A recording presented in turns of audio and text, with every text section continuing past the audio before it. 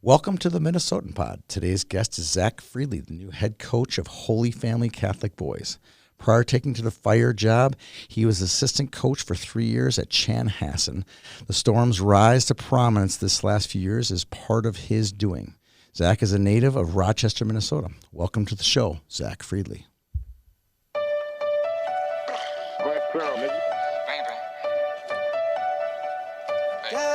You need to stay up out the streets if you can't take the heat. You need to stay up out the streets if you can't take the heat. Cause it get cold like Minnesota. Cold like Minnesota.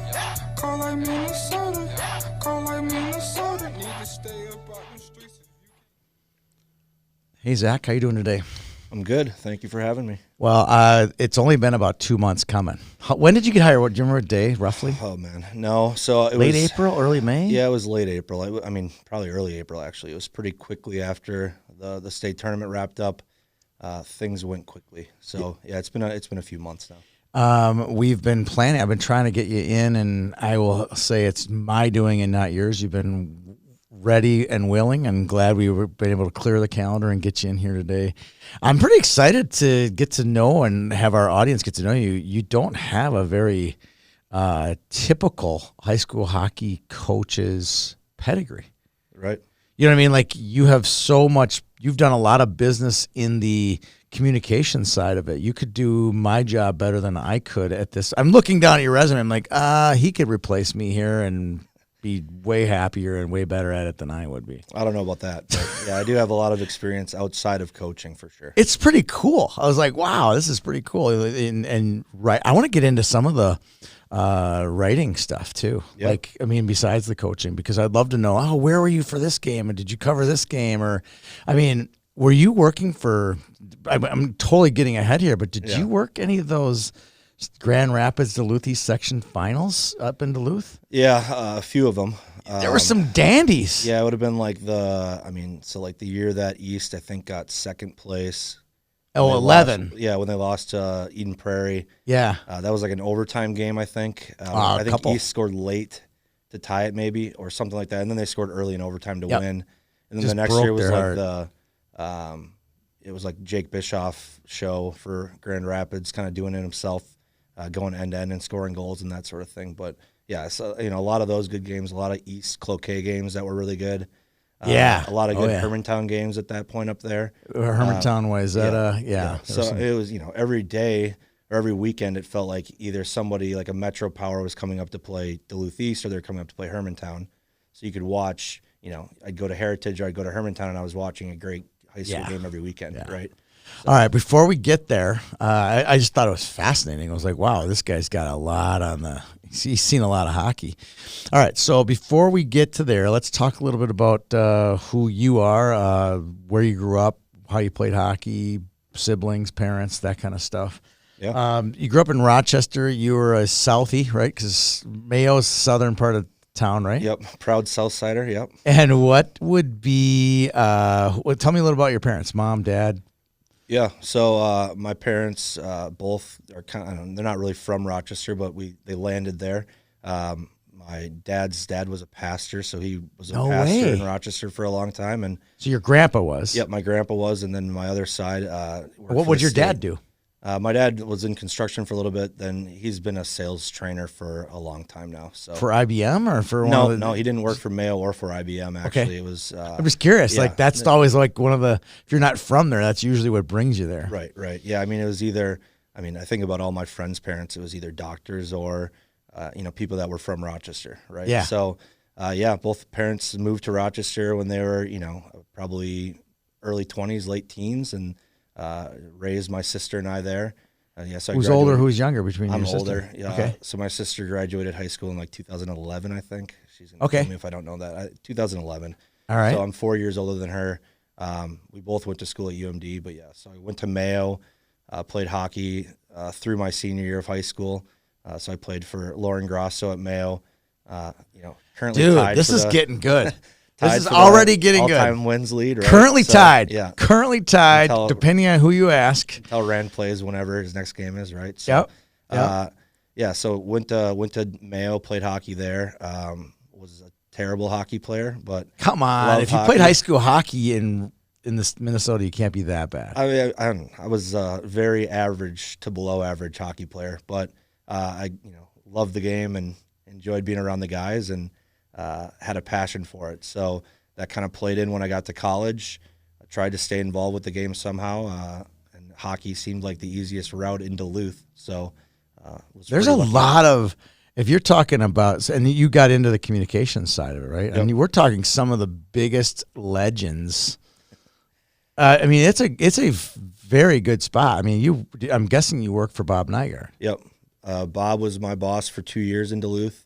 And what was your role technically? I know what it is, but were you like? It was, like intern technically, I guess. But Bob was great because he'd let me kind of run with whatever ideas I had and let me do whatever I wanted to do, essentially. So I kind of had free reign over, writing press releases or game recaps or the media guide or, managing press conferences after games, all that stuff. So Did you do men's and women's? just men's. Okay, Yep. just men's. Okay. Yep. Because women's had a nice run while you were there. Yeah, I think they won a couple national titles when I was up Right, there. you were in the So- wrong side. Well, did Right. you weren't there when you were at UMD 8 through 13? I So was you had there a for national one. championship. Yep. That was at the Civic Center, right? Yeah, it was. Yeah, so I remember having friends that were on the glass, and I was in the press box. And when they scored, I remember running down the stairs from the press box at the X, all the way across to, like the Zamboni door, essentially, to celebrate with my friends. And it was a pretty cool thing. That was a long night after that. Yes. Yeah, it was fun. Yes. Who was in that one? I get them all mixed up. Was that Ohio State and Notre Dame? Or is that a different year? So that was that was later. 2011. They beat Michigan. So Michigan upset North Dakota that year. And Yes. UMD beat Notre Dame that year in the semis. Okay. It was another one where the X was like, it was like 3 Big Ten schools or Yep. something like that. Yep. And And Duluth. beat them all. Yep. I mean, my God, talk about a feather in Scotty Sandlin's hat for life, right? You love to see it. Yeah, what a guy. So what was wow, there's a lot going on here. We're just at 2013, and I got a lot of stuff here. So first, let's get to Lauren Grasso first. What was your takeaway? Let's just take, you're a head coach now. Yep. Do you ever like close your eyes and imagine what he would be doing in that situation? Or were you like, he was such a terrible hockey coach, I wouldn't take anything from him? I think he was just laid back and built relationships with kids, right? So I think that I take that from my experience with him, where I don't think I ever heard him swear. I don't think I ever heard him really raise his voice. Like he was passionate about it, but I think he was pretty calm. So I can't say that I've never sworn when coaching, but Yeah. I think I'm a pretty calm coach behind the bench, for the most part. And then the relationship side of it is, critical nowadays, especially. So I think that's probably what I pulled from playing for Lauren Grasso. Yeah, I knew he wasn't a bad coach, but Yeah. but there are. I mean, literally, I have a coach, and I wouldn't name him, but I've coached a lot of different sports: football, baseball, hockey, primarily. Yeah. And I just know there are certain times where I like grasp my inner youth football coach sayings. I'll say things or do things. I'm like, that's him. He had a huge impact on me. My youth hockey coach was Wiz Wyatt. Like, these are people who had profound impacts on me, and I still take lessons learned from them at certain ages with me. So that's why I'm going with this Lauren stuff, Yeah. But you were around Scott Sandlin for a long. Not that he was your coach, but I'm sure there's some things that you saw that he does, or how he treats people, or how he runs a lineup or runs a practice, that you had to have picked up some things from Scotty. I think so. Like at that point too, I didn't really see coaching as the next step for me. Right, I was all hyper focused on the PR communication side of Writing. it, right? So for me, it was more about like figuring out how to prep, writers, or prep my own questions so that you were getting the right information out of him. Because he, depending on the game, every coach is going to give you a different answer based on result or whatever. Yeah. How they're feeling, their Or mood. his mood. Right. The mood is a huge part of it too, right? So trying to just make sure that you're asking good, pointed, specific questions, and trying not to piss him off, really, right, was what I was worried about back then. Big So, time. Yeah. And you were young too. So Yeah, I'm a college kid. I don't know, anything about hockey necessarily compared to him, especially. And so, yeah, just trying to make sure I wasn't getting in the way and I was doing my job as best I could. Was there ever a time, or give me a Scott Sandlin wisecrack or something that you remember something that he did? Like I interviewed Derek Plant once, and I asked him about Scott, and because I have a lot of respect for Scott, and he's like, he is the drill master. That guy has 5,000 hockey drills in his brain. He could just recite. We don't have to have a practice plan because he's got all the skills, the drills done already. I was like, I never knew that about him. What's something that you know about Scotty or from your time there that really stood out to you about him? So, I mean, I honestly don't know if he saw me in a rink, if he'd know me from the next guy, right? Honestly. He would. He I totally doubt would. it, but he would. So like I was just kind of I didn't ever think about coaching really at that point. But if as I pay attention to UMD hockey since coaching, like their structure and their ability to play, no matter what their lineup looks like a lot of years, kind of punch above their weight a little bit sometimes, right? And get themselves prepared to be playing the best at the right time of year. So I think that's something I've always respected about him. And I think, it's a hard thing to do, right? Especially when you have kids from kind of all over and different skill sets and everything, trying to get them to play the right way. So I've always respected that about him, at least, during this run where they've won 3 national championships and built it to a national power. Yeah, one of my takeaways of what Scotty is that you talk about the punch above the weight, but like I think he likes being more of an underdog and doesn't like being the favorite because I think he can fire up his troops better. Right. And he can definitely fire his troops up. There's no question about that. Right. And I think it kind of, he's a Hibbing guy, and I've done a podcast with him, and he strikes me as the type of guy that would prefer to be out of the limelight, prefer not to have too much attention cast on him and point it more towards his players. That was my biggest takeaway from him. For sure. Okay, so what was the takeaway once you got done with UMD? You were you headed off to USA Hockey. Yep.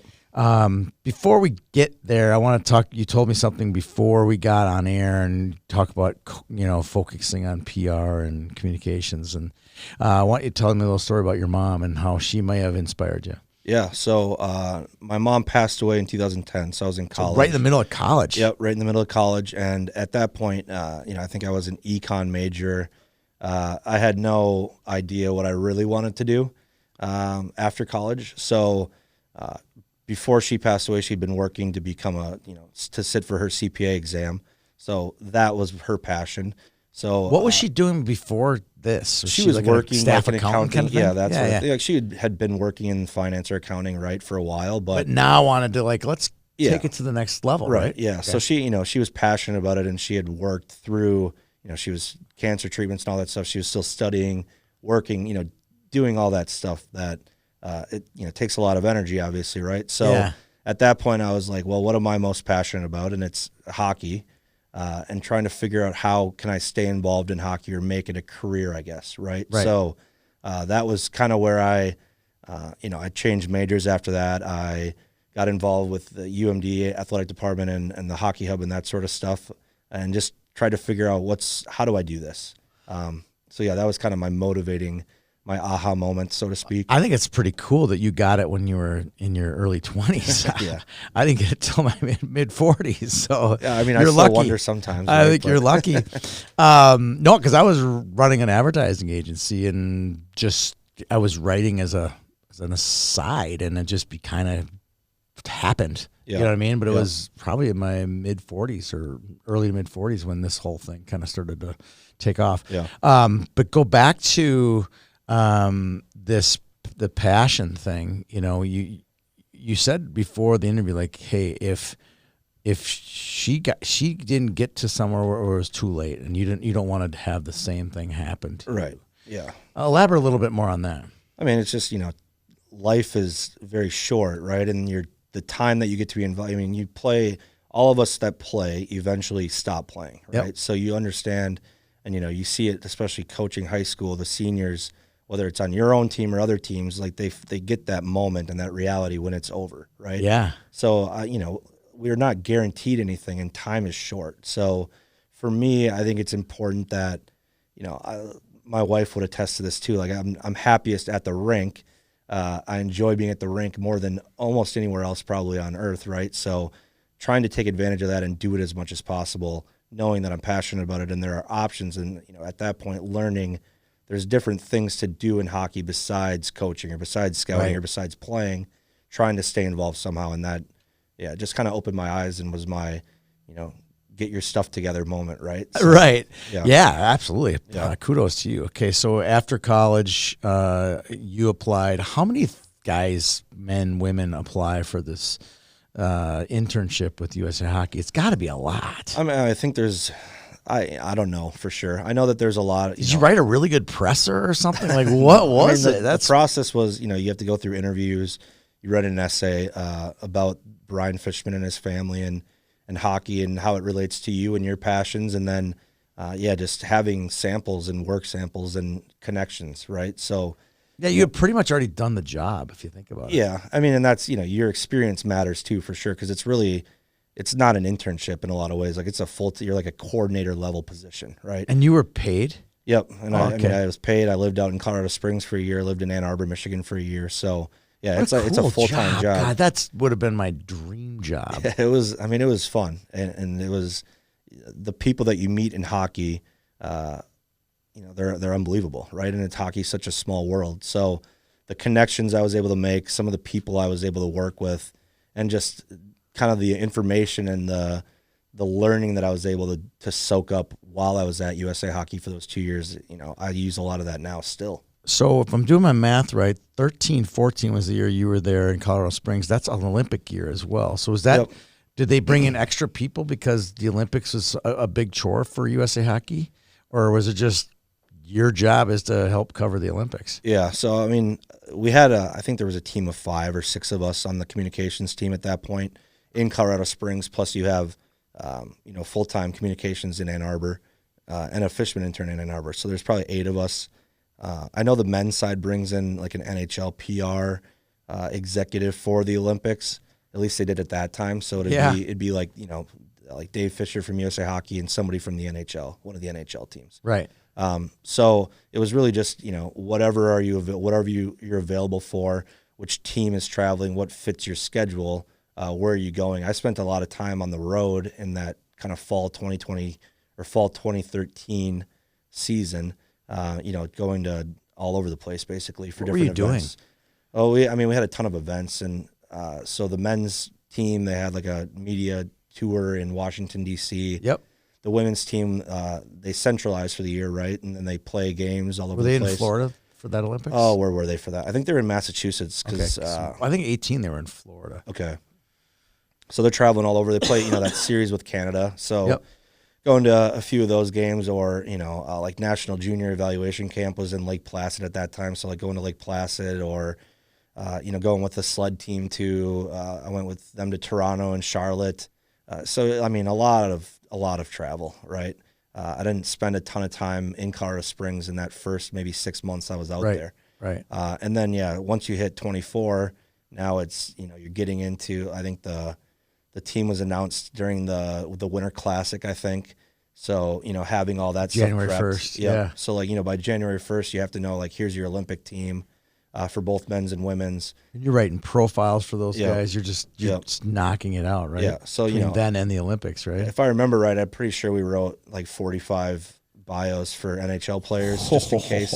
Because they weren't going to tell us who was on the team. No. Right? So, we wrote it was a lot of work and a lot of late nights and, Dave Fisher ordering pizza at the office type things. But yeah, it was. Was he your boss? Yep, he was my boss. Wow, you got a good list here already. Yeah. So, what is you said the Fishman intern? Where were the previous Fishman interns off to after their internship, and where are they now going off? And are they become SIDs? Do they work for professional hockey clubs? Where do these guys end up? Yeah, so I think there's a pretty. I know where you ended up, but now. Where do they go?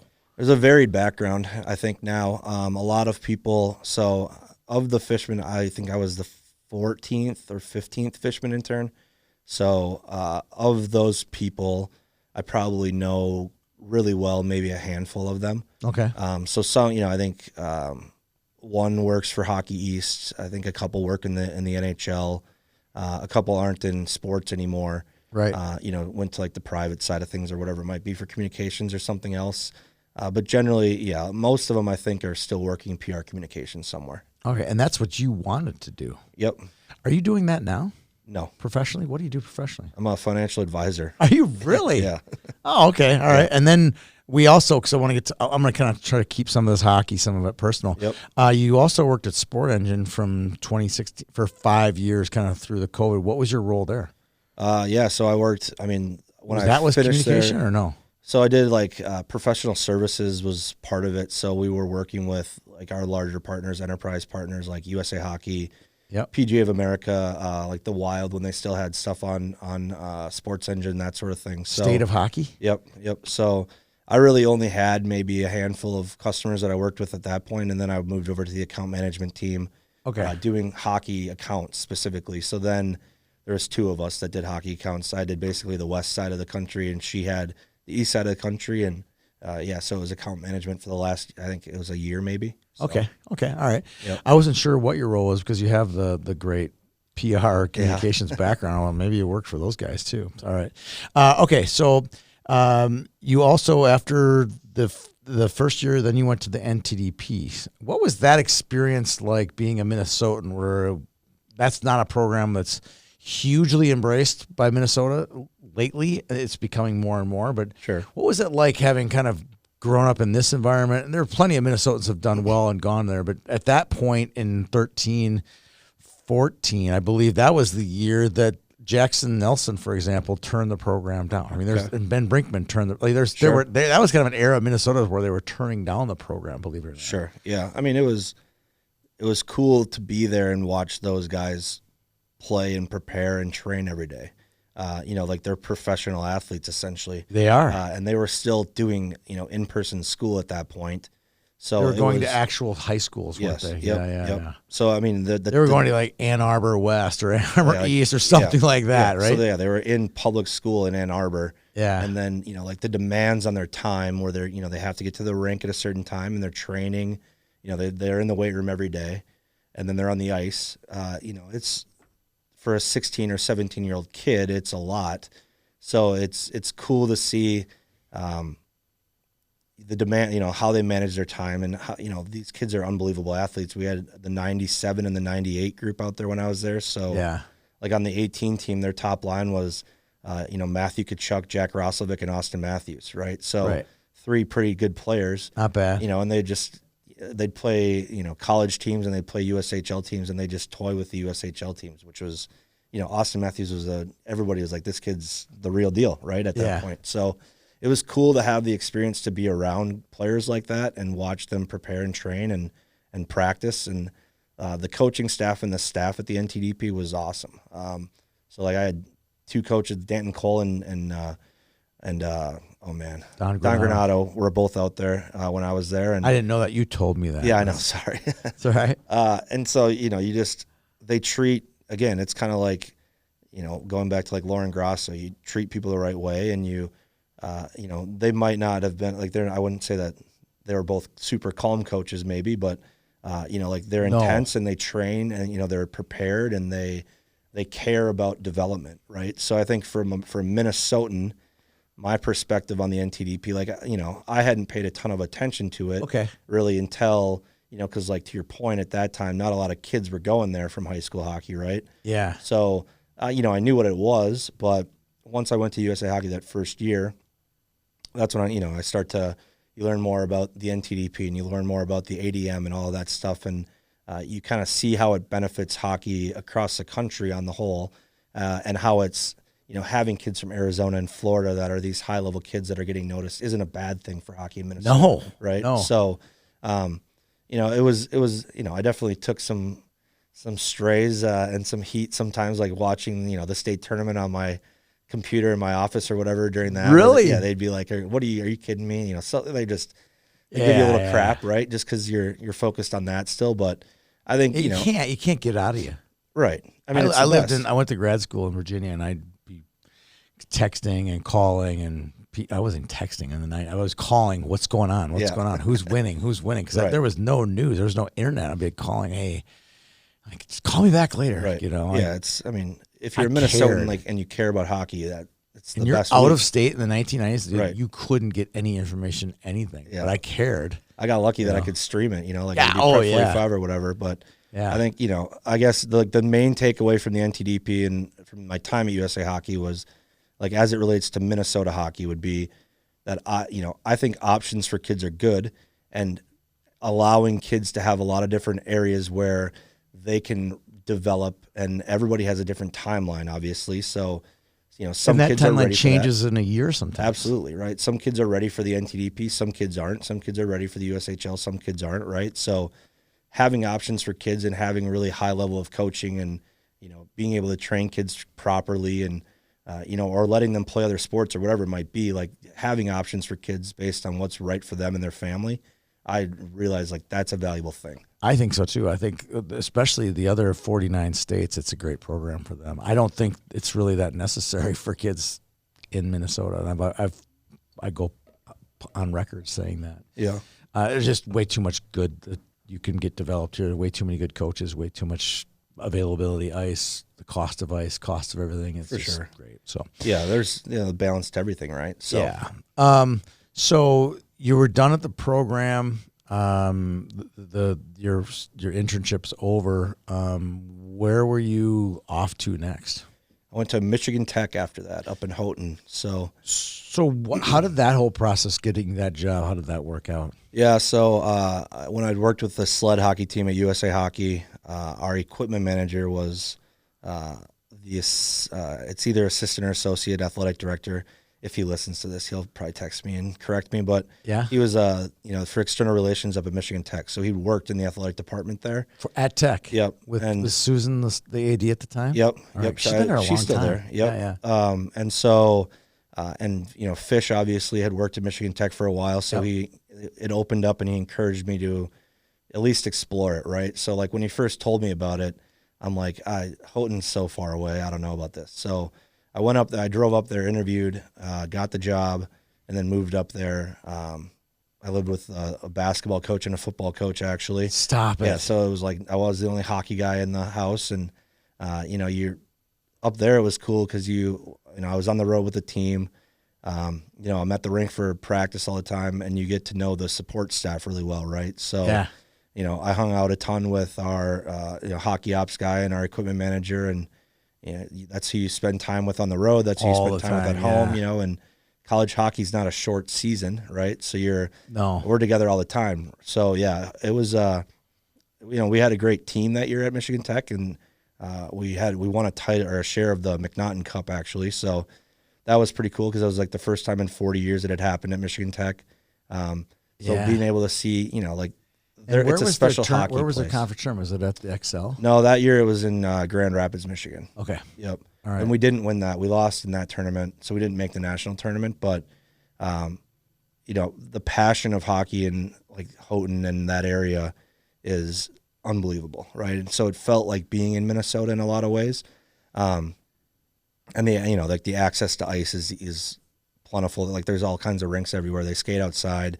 They care about college hockey. It's one of the most underrated barns in college hockey. If you've never been up there, so like it was a They're cool redoing it place. right now. Are they really? Mhm. Okay. They're redoing all the concourses, everything. I was at a funeral this weekend, and one of the relatives worked at the school for a long, long time. They lived in Houghton for a long, long time, and he was telling me about the remodel of the rink. Yeah. And he was also telling me, in fact, you were just built on. He goes, yeah, the kids.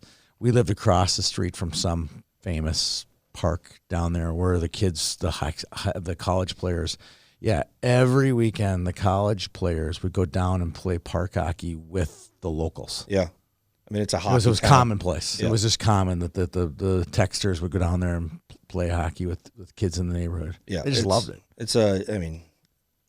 I would encourage anybody that loves college hockey to try to get up there, not on like a snowstorm weekend, obviously, but you want to get up How there. about Winter Carnival? I mean, that's well, when yeah, I Winter would go. Carnival's But I got to go Winter. unbelievable. If I'm going, I'm going Winter Carnival. You just got to make sure that you look at the weather forecast before you start driving. I mean, it's a hike, right? Oh, yeah. But they have. I think there's 4,000 seats in their arena, and it's a town of maybe 8,000 people. Is there a better band in college hockey? No, It's not close, is it? I mean, and they play the whole game. I know. Yeah. And this, How the was student that? section and the band take up like one side of the rink. It's insane. Their band is so out of control. Like, who are these people? You know, they're just passionate. They're It's just unbelievable. bonkers. Great stuff. Sorry about that. Okay, so what were your next steps after working at Tech? Yeah, so then I moved back to Minnesota, got a job at Sports Engine and worked there for a few years, did the account management professional services thing, and then from there. Were you homesick? Why did you come back? It just kind of worked out that way, right? So I met my wife, so that was part of it, right? So lovebirds. Yeah, that was a reason to stay in Minnesota. I was pretty close to going other places too. Okay. I did love Michigan. I do love Michigan, so I wanted to go back to Michigan and live in Michigan kind of full time. But yeah, it's funny how things work out. So yeah, I met my wife kind of that summer when I was in that transition from Michigan Tech, and I'm like, this just seems like the place to be. Got it. And I love, as much as I loved living in Colorado or living in Michigan, like I am a proud Minnesota, proud Minnesotan through and through, right? Like I love it here. I love being close to family and friends and all that stuff too. So the coach at Michigan Tech was Mel Pearson at the time. You're a hockey coach now. You're a high school hockey coach in Minnesota. What are your takeaways from what you learned? I know you're more media, but at that point, there has to be something about that guy that really stood out to you as far as how he develops players or how he coaches or how he treats media, how he treats his players. Yeah. What was your takeaway there? I mean, Mel's a master salesman, right? Is he? Yeah, he has. I don't know if I know anybody that's better at having an idea and being able to sell the idea to people. Really it doesn't matter who they are, right? So whether it's getting the fans excited to come to the rink or getting the team to play the way that he needs them to play, or getting something with the athletic department that he needs, or getting recruits in. So he was an unbelievable salesman and had a good ability to, like when he's sitting across the table from you, to make you feel like, you're the most important person there is, right? So I think that's, now, especially coaching, being a head coach, or, even coaching high school hockey and building those relationships, like being able to sell your ideas and make sure that people are on board with it. I definitely pull that from him because, like I said, there's nobody better at that for sure. Oh, it's good stuff, man. You're good at this. Like I said, you'd be Thanks. better at my job than I am, but feeling a bit inadequate at this point. Okay, so you worked at Sport Engine. You moved back to the Twin Cities, and how did you get into coaching? Who lured you in? Yeah, so my good buddy from college, Trey Douglas, he'd coached up in Duluth East Association when we were in school. But you didn't. Like, you were too busy. No, I was doing other stuff. Yeah, like I said, You're coaching building your hadn't even career. crossed my mind at Really? that point, right? That's so cool. Yeah, like I didn't even think about it really. So Trey's like, hey, I'm coaching Chaska Chan's Bantam AA team. Do you want to come help? Yeah. So he, when I was living in Colorado or Michigan, he'd always said if I moved home, he wanted me to coach with him. Was that a seed that actually planted in your soil, or did you just take that seed and chuck it aside? I mean, trying to stay involved in hockey, however it was always on my radar. So you accepted that? Like, yeah, like I thought okay. it'd be fun to do, right? And I'm passionate about it. And you I never didn't- verbally committed to it or anything, No, but you're like, no, I'm like, hey, that'd be fun. Yeah, that'd be great, Yeah. right? And I, at that point, I thought I would be somewhere else, right? Not living here. So yeah, it's just funny how it kind of worked out that way. And timing is everything, right? Like he's coaching in Chaska Chan, Bantam AA. They have like this. It's really kind of like the start of this unbelievable group of players and families that come through that program. right. So yeah, we jumped in there and 4 years, did it for 4 seasons together, coaching that Bantam AA team. So it was, again, just time. How many good kids were? Renzel was obviously in there. Yep. Snuggerud. Yep. And then all of the kids that you had last year at Chanhassen High School, but you had Burkholder. Yep, Max Burkholder. God, some other great players in there too. Yeah, there's a ton of, like, I think, my wife will ask me, like, who are your favorite players you've ever coached, right? And it's funny how sometimes it's not the best players necessarily all the time, right? Like, there are a lot of good kids and good families that we had. Like I can't remember any. I would pray no one ever asked me that question. Well, That would be so it's not hard something to I would ever answer say that publicly, right? No. I have the thing is I would just have so many. Yeah, I couldn't 100%. narrow it down to 100 or whatever. It was just so many kids that I've really enjoyed coaching. Right. And like you said, it not necessarily the best player is the one that you like the most. Sometimes the best player, in my opinion, is sometimes got a little bit of an ego to him and needs the ball or needs the puck or whatever, and it's like, this isn't as fun as coaching this kid here who's, giving you 110% and is pumping up the locker room and, slapping everybody in the back and like, give me 20 more like that. He or she's enjoyable to coach. Right. Yeah. I mean, 100%. And I think the thing that we were most lucky about at like Chaskatchan is obviously you have good players. Like to have a good team and build a good program, like you need to have good players. But we had really good kids, and the parents were awesome to us. The association supported us a ton, and it always felt like we always had every team. The roles kind of established themselves, and it wasn't. You didn't have kids that were upset about playing time or where they, if they were on a power play or whatever. It seemed like everybody kind of understood the hierarchy and bought into the role and the idea that as a team they could accomplish something pretty cool, and it would usually lead to success individually too, right? Like if you have a good team and you're successful, generally you're going to have players that are producing and doing well, right? So I think really over the 7 years I've been coaching, I can't really think of a time when we've had issues with that out in that area. So I think above all else, we've had really good players, like we've had insanely good hockey players, but good kids, good families, and like we can establish roles with these kids, and they buy into it, and they want to play for each other and play as a team. Give me a couple. I'm gonna dig a little deeper on those 4 years at the Chaskatchan Bantam program. Give me maybe it's a memory, maybe it's something you learned as a coach. I'm gonna ask you about Lauren and Mel and all these and Scotty Sandlin, those guys. What did you learn? Taking over the responsibility as a leader, as a coach, as a mentor. What were from the day one of that first practice at Chaskatchan to like the final day, or I don't know, the up when you guys were at Braemar was your last game there, right? Okay, so from there to there, what did you learn as a coach? I mean, everything about hockey. Really? I learned that I didn't know anything about hockey, at least. That's fantastic. Basically Clip nothing. that one, Kayla Joe. We're going to get that one. He knew nothing about hockey. I felt like I knew. Should we give Trey all the credit? Did he teach you everything? I mean, Trey was the brains behind the operation the whole time, right? I love it. And still is. But, yeah, I mean, I learned that I was passionate about it, and you learn from Trey, who'd been doing it for a while, and then Dave Snugger had helped out too. So, that couldn't have been any help at all. Yeah. None. I mean, learning from Dave is like the way he interacts with the kids, and, like how he's able to explain the game to them, and, come up with drills that help them for specific situations. So like stuff like that was, for a coach that was young that had never done it before, was pretty critical. Right. So, and that kind of sparked, that first year, it kind of sparked, like, hey, I love this. It's as close to playing as anything I've ever done. You're around the team all the time. You're on the ice. It's the best.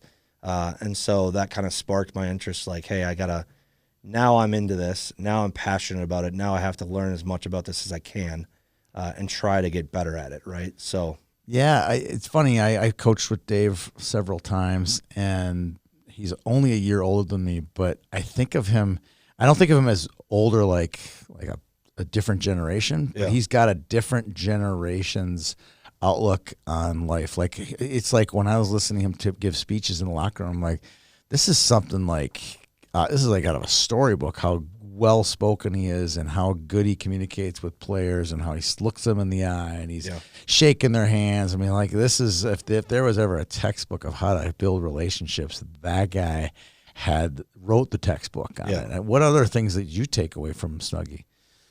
Just like as his teacher, like his background in teaching, I had no background in teaching. Right. That was my point. Like, I hadn't been in a classroom, 40 hours a week like he had been. Like, it was like riding a bike for him. Right. He just stood up there and he's like, I know how to do all this stuff. It's just all came so naturally to him. Right. Yeah. His ability to connect with different kids, right? Because everybody, everybody learns differently. everybody has a different, attention span, right? So I think what I learned most from him was you have to, be able to present things in a different way or with a different message. And it has to, be consistent, care about the kids, and do things the right way. And generally you're going to get what you need out of them, and they're going to develop as players and kids. So I think that's something that I pulled from Dave. And, fast forward ahead to like Bloomy. Yeah. I see a lot of. Gosh, they're the same person. Yeah. Like a lot of. I mean, Bloomy isn't as goofy as Snuggie, but he's got a lot of the same characteristics. But Sean then he is kind of goofy. He canoed a freaking canoe up the river up to North Dakota or Canada or something. That's a little bit goofy, isn't it? Yeah. I mean, you'll have to buy his book and read about it. There's a plug for him. I know.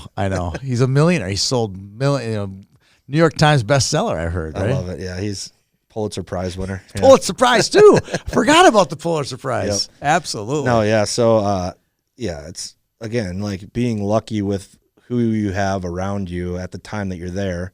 Dave Snuggerud or Don Granato or Danton Cole or Mel Pearson or Lauren Grosso or whoever, right? Like you get to learn from all these people and pull things from all of them. Yeah. Whether it's, specifically to the game of hockey or just about coaching or about, how to interact with people or build relationships or whatever.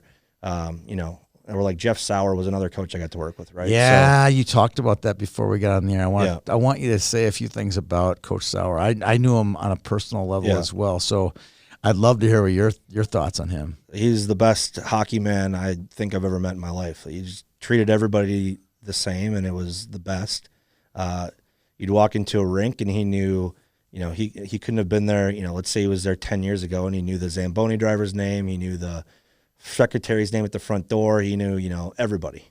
And he would take the time to talk to everybody and genuinely care about them. So, yeah, I mean, Coach Sauer was the absolute best. Yeah, I love hearing that about guys that, who had won national championships and coached several different programs. And then later on in life, before he passed away, he was instrumental in getting the sled hockey program off the ground. And now look at it. It's just unbelievable how great that program is doing in the U.S. Yeah, he was the best.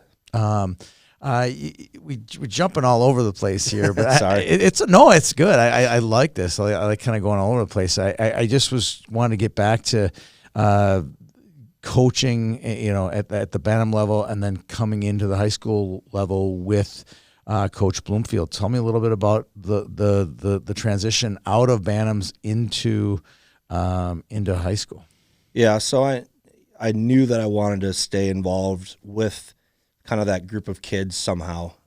So we had maybe 8 kids off that Bantam AA team my last year that were going to go to Chanhassen, and I knew that. So also at that summer after that, all 3 programs in that area, so Chan, Chaska, and Holy Family all turned over. That's crazy. I forgot about that. Right. So and they're all in the same section too, aren't they? Right. Right. Yeah. So and there were players that I had coached through the years at all those schools. So it was really I'm trying to think like what would be the best opportunity for me to keep working with some of these guys.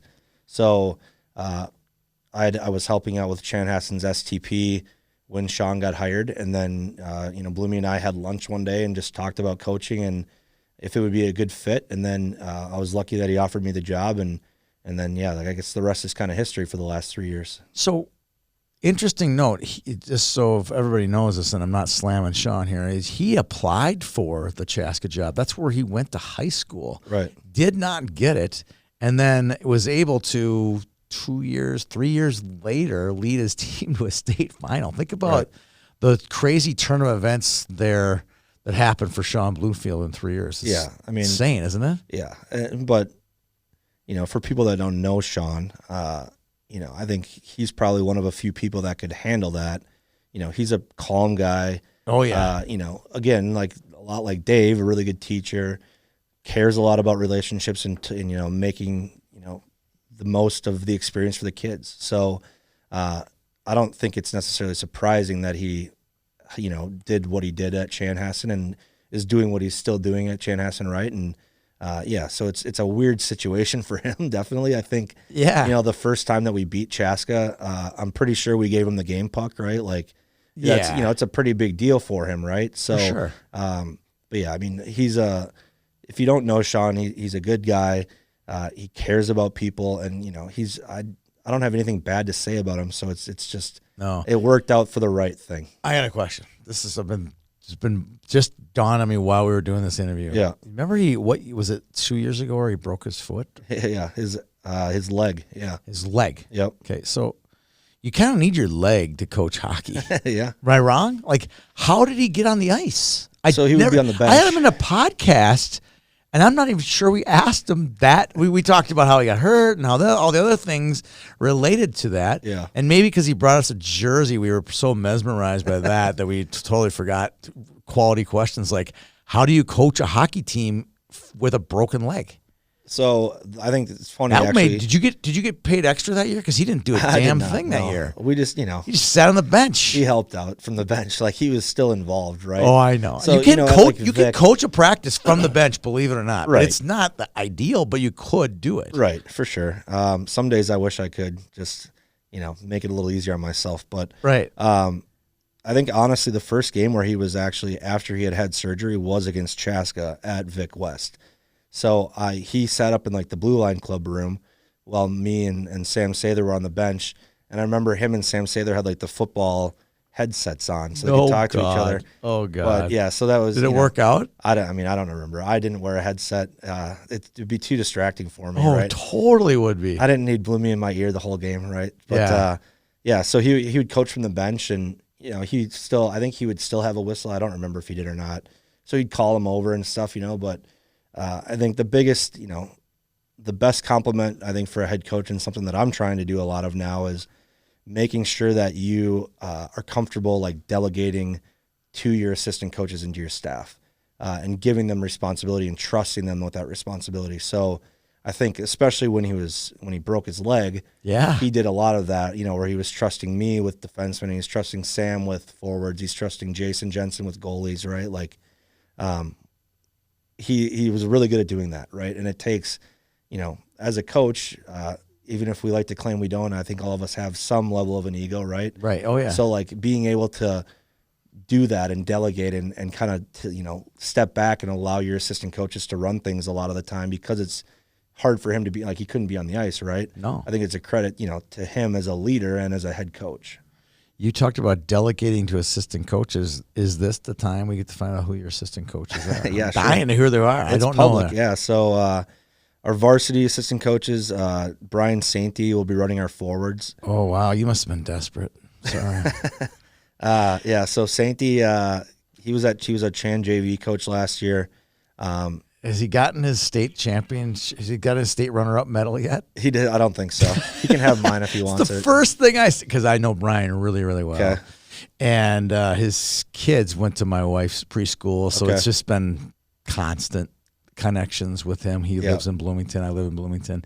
And I remember when they were doing the medal ceremony, I'm looking and they gave out, and he's standing right there. Yep. And they're handing you the medal, and all of a sudden they don't hand the fourth medal. I'm like, are the medals really that expensive? Does it take that much time to give a guy who's been with you guys the whole year Yeah. a freaking medal? I mean, he can, I think he can have my medal if he wants it. Right, I don't right. need it. No, Yeah, it's a but- joke. Okay, so No, I Brian's get you. an But assistant. Who Brian's was the an other one? assistant, and then our defenseman And coach. he comes from the famous Sainty family, Oh, yeah. so he's Yep. like the black sheep of that family, isn't he? I've met, like this year, hanging out with Sainty a little bit, going to games with him and stuff. Met Rick, met his, his dad, and met his mom. So yeah, I got to know the Beauties. Sainty family a Absolute little bit. Yeah, beauties. played against. Every We one of coached against them a couple times now. So Yep. They beat you. they did beat us this year. Yeah. I mean, that team was good, right? I think they were a little underrated in a lot of ways too. So, Yeah, I was really disappointed the Publix got beaten that section semis. I was, at Cretin and St. Thomas. I was hoping for an all public final over there, but just as a public school guy, but Cretin and St. Thomas get it done when it matters. Yeah, for sure. So, all right, who are your other coaches? Hunter Warner is our defenseman coach. So Hunter is an Eden Prairie native. Mm-hmm. He played in the Wild system for several Yeah. years. I think he played overseas for a little bit, and now he's back. He lives in Victoria with his wife. He actually just had a daughter too, so they're new parents. And Okay. he had coached at South St. Paul last year. And yeah, like living in Victoria, going to South St. Paul every day Tricky, that's quite the hike, right? So I'd heard from a couple people that he was somebody I needed to talk to, and him and I I chatted with him on the phone, and I had a few other people to call that day, and I basically told them like, hey, I'll get back to you and I'll let you know kind of what the next steps are after I talk to these other people. And I hung up the phone, and 5 minutes later, I'm like, this is the guy. So I called him back a little later and offered him the job, and I'm glad he took it. So yeah, Hunter's super nice guy. Really, really involved with a lot of kids in the area in like training. So he does like off ice and on ice training That's stuff. what his profession is. Yep. So he that'd be good. He's awesome. So lucky to have him. And then goalie coach Jason Jensen's going to pull double time. He's going to work with Chan, and he's going to work with us. Yep. So and for those of you that don't know Jason Jensen, he's a one of a kind. He's a great guy. So if there's anybody that can handle that, he's just so he's a Lakeville police officer. All right. He's a goalie, so there's that helps. That says a lot. Yeah. But yeah, he keeps things light. He can really connect with the kids. I know that like his relationship with Cam, coaching Cam is probably easier than coaching other goalies in the state, but his relationship with Cam and his ability to kind of get goalies confident in playing their best at the right times, I think is something Jason does really well. And the kids love him, right? So, and the parents love him. So he does a great job of building the relationships, kind of keeping it a little bit loose and, helping them understand that, hey, this isn't life and death here. This isn't as serious as you need to make it. Just like trust yourself, trust your training and play. And I think it helps goalies play to their potential and kind of exceed their potential. So well, cool. As we definitely saw, like Cam was unbelievable last year. Yeah. So you got those three guys. I want to ask you some more Holy Family type questions. So tell me about the job. Tell me what you want to see out of the team this year. Year one's going to be tricky because there's a lot of new faces, a lot of new everything. It's going to be all brand new. Yeah. So I think right now, so we just started our summer training program. Trying to get them to understand, like our terminology and how we want to play and, some of the habits and the foundational skills and that sort of thing that we're trying to make sure are, no-brainers and embedded fully in our program and they can all execute it really well by the time, like February rolls around, right? So working on a lot of that stuff. We theme out each week of our STP. So we have, specific systems or pieces of the game that we'll theme out. So like this week, for example, we're doing all entries work and transition work and, like tracking and gapping and that sort of stuff. So everything that kind of goes into executing an entry or defending a rush and retrieving a puck, right? So we're working on a lot of that stuff. And, every coach is going to have different landmarks or different terminology or whatever they're using. So trying to get them used to how I want them to play or what I think helps them succeed if they get to the next level, whether it's JV to varsity or varsity to juniors or whatever, trying to help them with that. So working on that a lot this week and throughout STP. With the job, it's, I think it's an opportunity again to just have we talked about the NTDP being an option for Minnesota kids. Right. And the whole private versus public debate, like it's having more options for kids in Minnesota to, if we want kids to play hockey in Minnesota and stay in Minnesota, I think is a good thing, right? So I've been a public school guy my entire life, including coaching, the last 7 years, right? So it's definitely a different circumstance, like no youth association.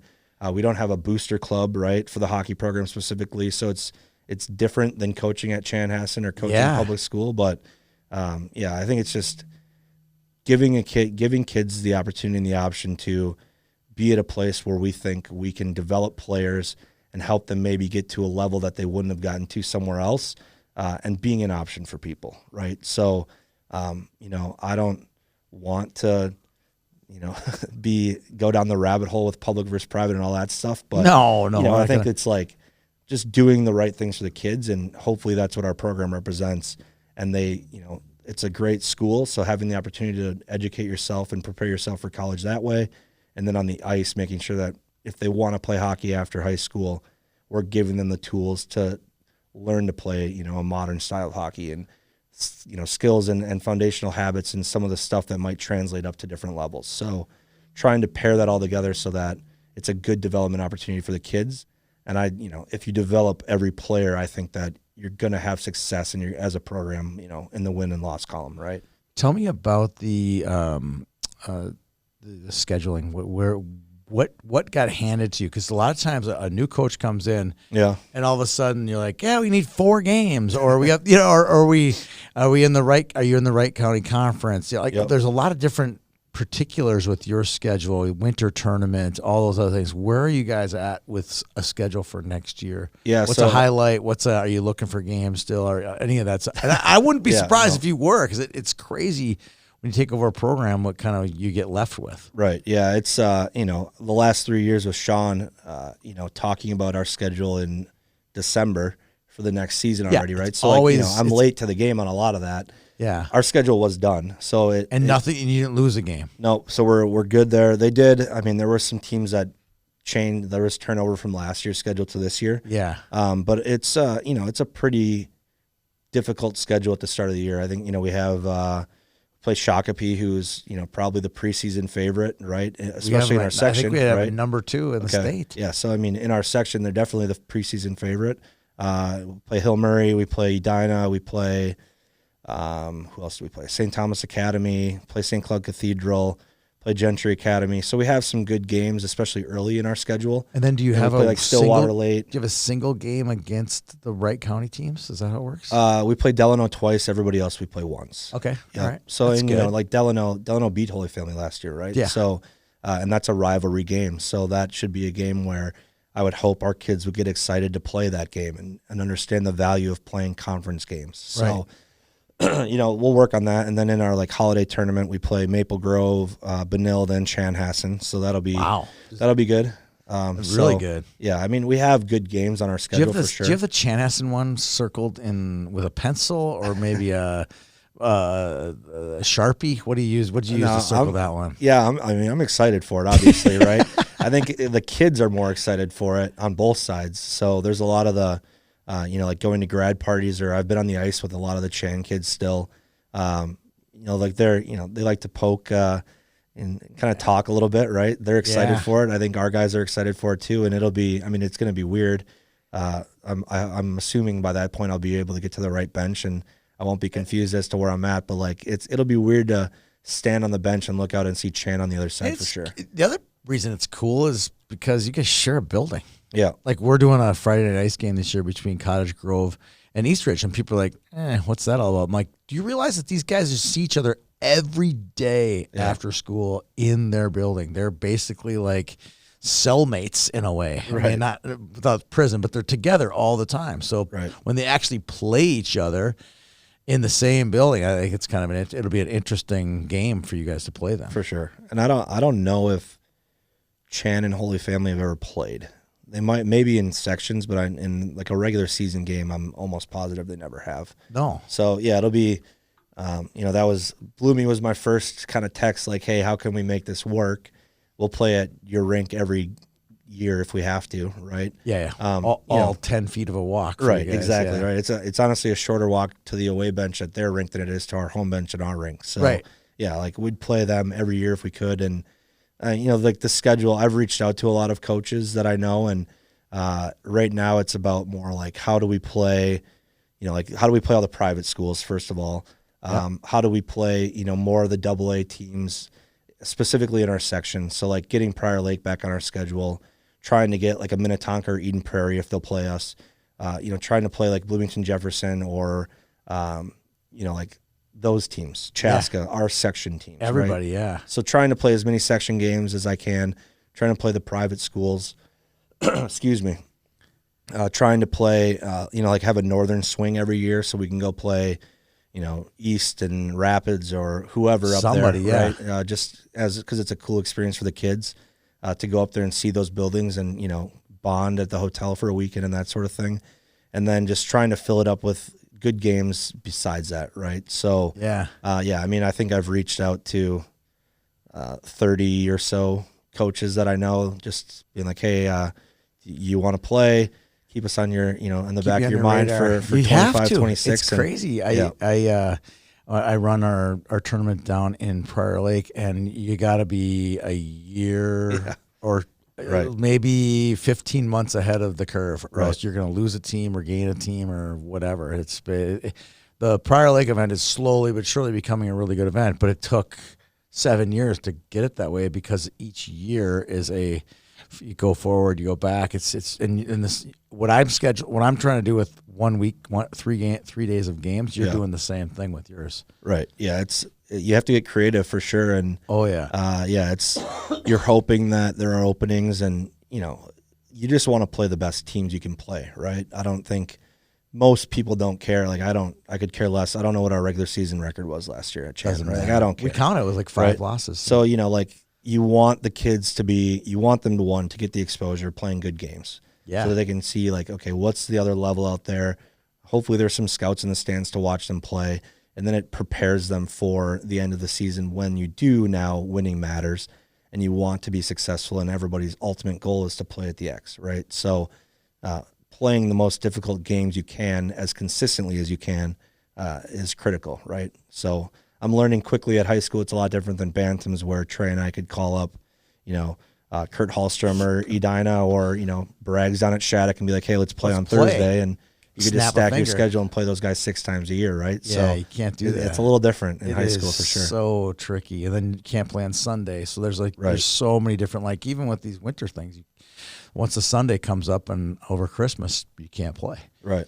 So there's just a lot of different items that kind of trip you up. And then there's for you guys, your private school. So I remember, I don't know if it was this year or maybe it was a couple years ago with Holy Family schedule. You looked at who they played in section. It was like one game. Yeah. No other teams in the section would play Knoll. Right. I think near the end of Knoll's section, and part of it's because they were really good. Right. We have nothing to gain by playing them. Right. It was trickier, and I think a lot of that's going to change. I think it changed a little bit with Westy, and I think a lot of that's going to change with you as well. I mean, I think they're, especially when you have a good relationship with Sean, that's a good start in the section, right? That matters, right? It does. It definitely matters. And I think I have relationships with.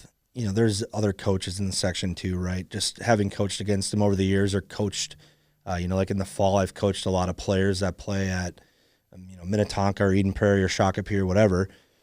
So you have a relationship with those players and those kids, and I think we can find good games to play.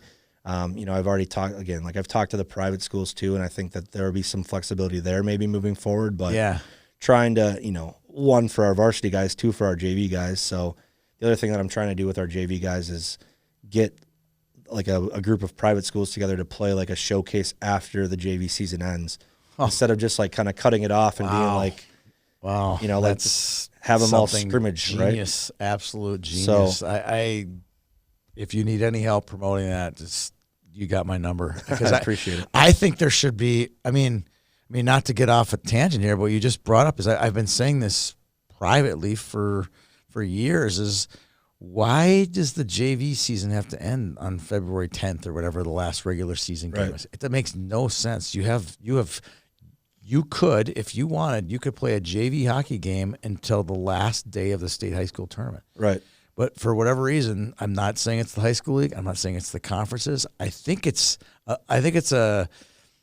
I'm gonna say something potentially controversial. I think it's a coup between the athletic directors, the state high school league, and the conferences, who want nothing to do with JV anything. Yeah. It's just more work. Where you have already just come right out and said, hey, we should do something for these kids. And I had a guy, he was an assistant coach at Andover for years, and he's like, Tony, it's time you put on a state tournament for JV. I'm like, well, tell me when. And the state high school league wanted nothing. Yeah, they wouldn't even return the phone call of the concept. Okay, and it is a great idea. The only tricky part to that, well, yours is great. You can do it, and there's no one can stop you because it fits into it. But a state tournament for JV gets tricky because now you have Jimmy here, he's on our JV team, and he's been third line varsity all year, and all of a sudden you're going to drop him down so you guys can win the JV state tournament. I mean, you could, in theory, really pull that off. But in theory, I think the concept is let's get these, I call them, you guys are varsities U18, and get your U16 kids some playing time, some extra reps, some more ice time, some games, something that matters. I agree with you. Couldn't agree with you more. Yeah, it seems weird to me that, like especially the last couple of years at Chan, the varsity's practicing like an extra 2 or 3 weeks, and the JV kids just are, like we forget about them. They're on holiday, right? Yeah. So that kind of, back to the NTDP again. Like those kids are, after their season's end, they're still at the rink every day. Yeah, like they're training, they're on the ice, all that stuff. So, I think resources is, if we have the resources and the ice available to do it, we should do it. There's never been so much ice in Minnesota as mid-February to early April. Let the kids play, right? You walk into Vic, at the end of February, and there's nobody in there, right? So yeah, let them. It doesn't, I don't think we have to do a trophy, or we'll figure that out, I guess, amongst people. But I like the concept play and have some good competition. I love the concept. We would be happy if the high school league lets us in. We'd be happy to broadcast a little of it, because what I want to promote that idea outside of just your 5 private schools, because I think that the concept is definitely there for kids. And let's not kid ourselves. There's a lot of really good sophomores in high school at these bigger programs that aren't ready to go until their junior year. Right. And there's some good hockey being played. You go watch, no offense, but you go watch the Minnetonka Edina JV game, or Minnetonka's JV was the best JV team I've ever seen this year. Right, They're but unbelievable. or you go watch Hill Marine Edina's JV play before those games. This is really good. Yeah, really good. Sure. And I'm not saying yours isn't, but the level of hockey is way better in Minnesota than you could ever imagine for JV. For sure. There's it'd be fun ton of to good do. players. Great idea. Any other final thoughts on Holy Family, your tenure there? What the plans is? What would you like to say? You got a few minutes here just to wrap it all up. No, I'm just excited. I think you have these milestones, right, where you get hired and you're talking to people and you're meeting the families and the kids, and you just want to get on the ice. So this week was a bit of a relief to finally get to work with them and get on the ice, get to know them, and coach a little bit, right, instead of talk. I think you'll always be a salesman, right, a little bit as a private school coach, right? Yeah. And I think I've been, you even mentioned this, it's hard to find kind of my background in a lot of, online, and I think I've done that on purpose in a lot of ways, right, where I've been very focused on where my feet are at that point, and that's kind of how I feel about Holy Family, where we'll go all in with these guys. We'll, whoever wants to play at Holy Family will be the kids that we care the most about and try to develop as best we can, and we'll see what happens. I think a lot can change between now and February 28th or whenever the section final is or whatever, right? So trying to build the program and get them some of these experiences that we were able to experience at Chanhassen in the last few years, and then see what happens, right? So well, I'm really excited to see what happens. The minute you got hired, I was like, I want to interview this guy because he's got such a great background of stuff, and I think people want to know who you are. And hopefully this podcast did it, and I wish you the best luck, and thanks for being on the show today. Thanks for having me. Appreciate it. Zach Friedley, head coach at Holy Family Catholic.